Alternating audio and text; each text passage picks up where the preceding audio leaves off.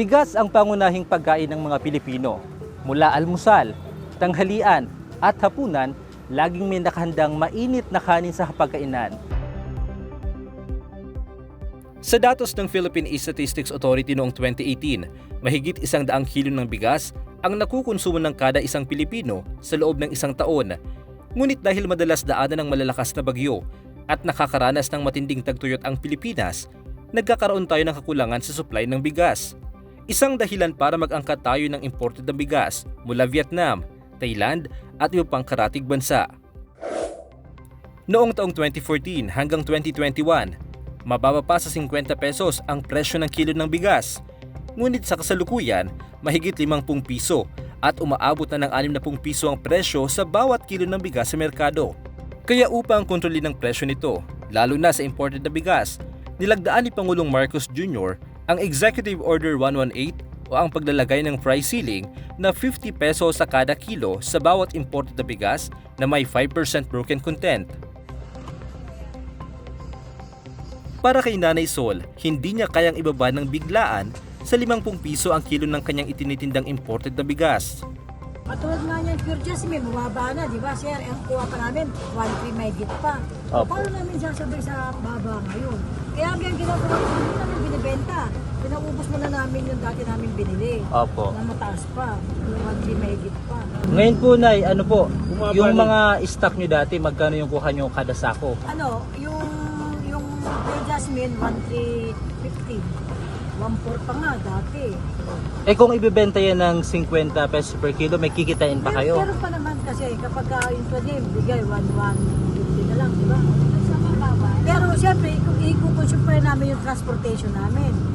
Isasama pa rin namin yung sa kwenta. Yung naghahakot. Oo, yung naghahakot pa, sa bodega, bibigyan pa namin ng tip, 20 pesos, 50 pesos, transportation.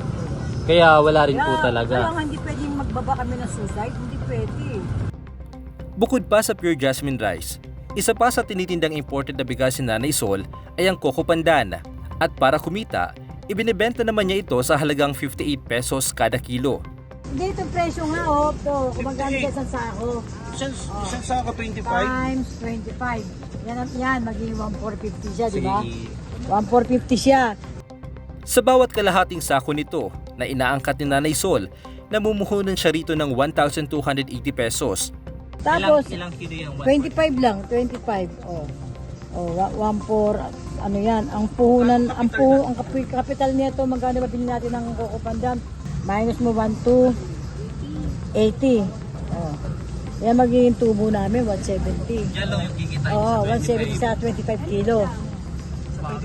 Sa 25 kilo lang. Kami, may mga responsibility. Nang tanungin ko si Nanay Sol kung kaya niya itong ibaba sa 50 pesos per kilo, ito ang kanyang naging tugon. 50 pesos. 50 pesos times 25. Oh. 1,250. Diyan lit lang ng tubo namin, di ba? Oh. Lugi nga si Nanay Sol. Siyempre, plastic pa. Oh. Bakit normal na lang yun eh. Kailangan yung nagtitinda kami, plastic, kailangan lang. Sa amin na yun eh. Oh, di ba? Kaya sasabihin nila na, bumaba na, inetem, bababa kami. Hindi kasi kaya.